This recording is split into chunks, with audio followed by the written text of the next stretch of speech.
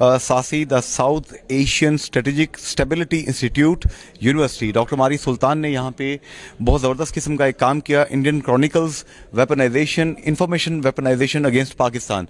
प्रिया साहिबा, आप भी ज़ाहिर है कि एक बड़ी हैसियत रखती हैं जदीद दौर में जो आजकल मीडिया हम देख रहे हैं, क्या वाकई अबलाग एक हथियार के तौर पे भी इस्तेमाल किया जा सकता है? बहुत शुक्रिया, हाईलाइट हुआ है ये इशू। आई एम हैप्पी और I am just like a very very small fry in the large game. लेकिन यकीनन अभी आप समझें कि जो हमें ये जब सेकेंड वर्ल्ड वॉर हुई थी उसके बाद ही डिसाइड कर लिया था कि शायद बहुत बड़ी जंगें अब नहीं होंगी, कन्वेंशनल जंगें ऐसे नहीं होंगी।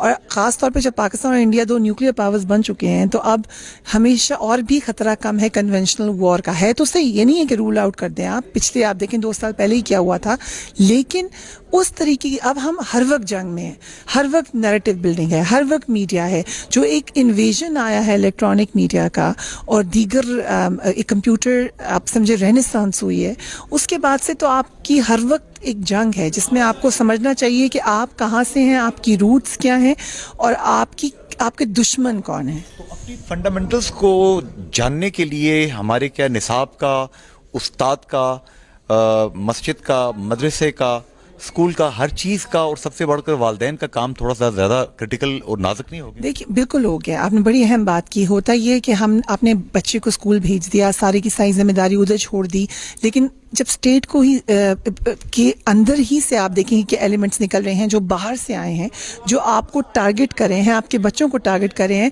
तो ये एक बहुत बड़ा खतरा है। और जैसे कि डॉक्टर मोहित अभी थोड़ी देर पहले कहते कि लोग समझते हैं कि कॉन्स्पिरेसी थ्योरी है, ये कॉन्स्पिरेसी थ्योरी नहीं है, ये हकीकत है हाइब्रिड वॉर की।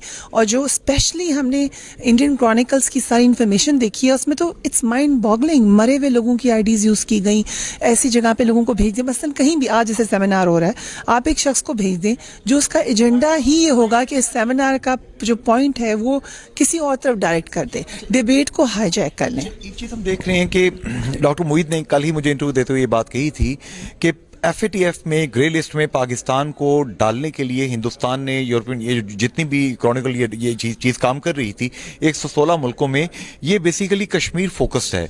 पाकिस्तान को कश्मीर से हटाने की कोशिश की जा रही है।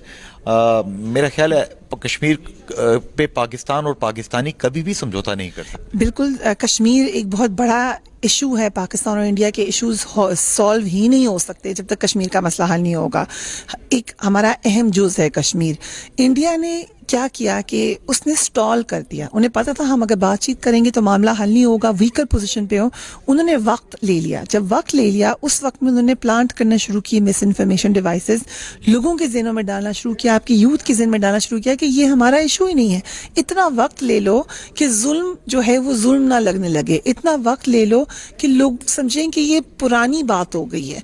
ये स्ट्रैटेजी इंडिया ने, और मैं समझती हूँ बड़ा इफेक्टिवली की है, जिसके असर आपको नजर आए। लेकिन एक बात मैं जरूर कहूंगी, मामला सिर्फ कश्मीर का नहीं है, मामला पाकिस्तान को मानने का भी है। मैंने कई दफा लोगों को धरती माँ को इकट्ठा करने की कोशिश जो इंडियंस कहते हैं, जो अभी इनकी प्रेजेंट रजीम है हिंदुत्व पॉलिसी के अंडर यही कोशिश कर रही है, मगर उससे पहले भी आप देखें फिर प्रेशर पड़ा बीजेपी की एक्सट्रीमिस्ट पॉलिसीज का कांग्रेस पर। नतीजा ये निकला है कि अगर आज बीजेपी में कोई मुस्लिम रिप्रेजेंटेशन आपको एज सच मेन स्ट्रीम नहीं नजर आती, तो कांग्रेस ने भी मुस्लिम लोगों को अपने टिकट्स नहीं दिए। सो जब एक पार्टी जो कि लीडिंग पार्टी होती है इस किस्म की खतरनाक आइडियोलॉजी लेके निकलती है तो उसका असर पूरे मुल्क पे पड़ता है, चाहे वो बहुत बड़ा मुल्क इंडिया हो जहाँ पे बड़ी तादाद में मुसलमान रहते हैं। सवाल है, अभी DGMO सतह पे मीटिंग हुई, पाकिस्तानी और हिंदुस्तानी अस्करी क़यादत ने सीज फायर लाइन के ऊपर दोबारा उस मुआहदे की तजदीद की जो कि 2003 में जनरल मुशर्रफ दौर में किया गया था कि आप थोड़ा सा फासले दूर करें, फायरिंग बंद करें और आर पार के कश्मीरियों को ट्रेड करने दें। अब दोबारा उस मुआहदे की तजदीद हुई है, क्या टेबल पे हम कश्मीर को मसले को हल कर सकते हैं? पाकिस्तान तो कहते ही है कि टेबल पे हल करें, पाकिस्तान तो कहता ही है सीज फायर करें, पाकिस्तान ने तो कभी कहा ही नहीं कि हमने जंग करनी है ये तो। लेकिन हम ये भी कहते हैं कि अगर आप जंग करेंगे तो हम जंग करेंगे, लेकिन मसला आप कश्मीर का हल करें। देखिए काफ़ी सालों तक इंडिया ये कोशिश करता रहा कि हम आएंगे टॉक्स पर, मगर कश्मीर पे बात नहीं होगी, और चीज़ों पे बात होगी। भाई जब मसला ही कश्मीर है, हम 500 इश्यूज भी डिस्कस कर लें, तो जब तक हम अपना मसला नहीं हल करेंगे कैसे मामला आगे बढ़ेगा? چلے گا. تمام لوگ اس وقت برطانیہ امریکہ پوری دنیا میں آپ کو دیکھ رہے ہیں, اسپیشلی ہمارے جو اوورسیز ہیں وہ بڑے شوق سے دیکھتے ہیں JK news TV, Jammu Kashmir news TV کو, جموں کشمیر نیوز کو. 1,20,00,000 سے زائد پاکستانی اور کشمیری ابراڈ رہتے ہیں. وہ ہمارے ایمبیسڈرز ہیں پاکستان کے, کشمیر کے. انہیں آپ کیا پیغام دیں گی نئی نسل کو؟ برطانیہ میں تو میں نے اپنی لائف کا بڑا حصہ گزارا ہے, تو وہاں میرے بہت سارے بہن بھائی موجود ہیں, تو ان سب کو تو میں جانتی ہوں کہ جتنا کام وہ ہمارے لیے کرتے ہیں اس پہ سلوٹ کرنا چاہیے. کشمیر کے لیے میں نے وہاں پہ جس طرح لوگوں کو کام کرتے ہوئے دیکھا, اپنی میں نے پریزنٹیشن میں بھی ذکر کیا تھا, اگر آپ کو یاد ہو اس وقت جو ایمبیسی کام کرتی رہی.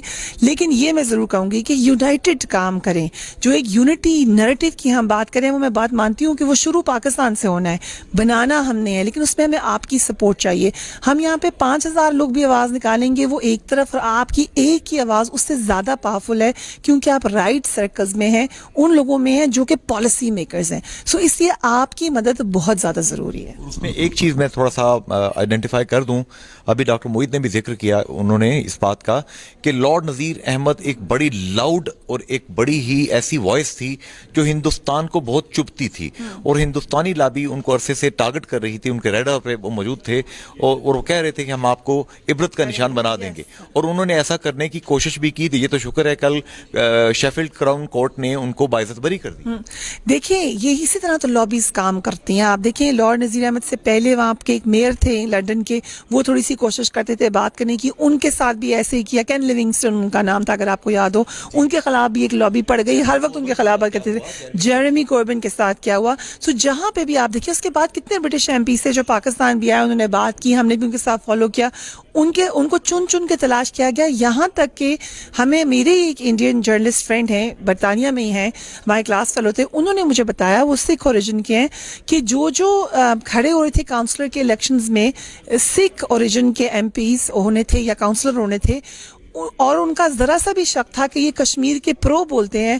انڈین گورنمنٹ نے اپنے لوگوں کو ہرایا, انہی کو ٹارگٹ کر دیا, اور اگر ان کے اپوزٹ کوئی اور کھڑا ہوا تھا جو کہ براؤن سکن کا نہیں تھا یا انڈین نہیں تھا, اس میں پیسہ لگا دیا کہ کشمیر کے ایشو پہ ہماری آواز نہ کہیں آگے چلی جائے. نذیر کو اللہ کی مہربانی سے وہاں کی کورٹ نے, شیفیلڈ کراؤن کورٹ نے بری کر دیا.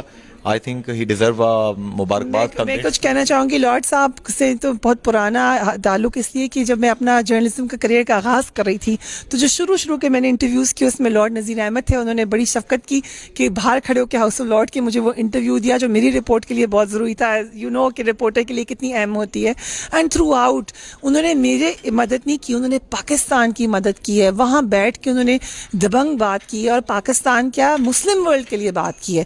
اس حوالے سے ان کی بہت عزت ہے. جو حق سچ کے راستے میں چلتا ہے اس کے لیے مشکلات آتی ہیں, انہوں نے وہ مشکلات بھی فیس کی ہیں. So hats off to you lord صاحب. فریہ صاحبہ کی گفتگو بھی آپ نے سن لی. اللہ کا واسطہ ہے اپنے بچوں کو, اپنی جنریشن کو, ان کو تھوڑا سا تربیت دیں, ان کو تھوڑا سا وقت دیں. اس وقت ایک طوفان بدتمیزی ہے ڈس انفارمیشن کا, جو کہ ہمارے بچوں کے کانوں میں, ان کے ذہنوں میں زہر گھول سکتا ہے. پلیز حفاظت کیجیے اپنی نسلوں کی. فی امان اللہ. اللہ حافظ.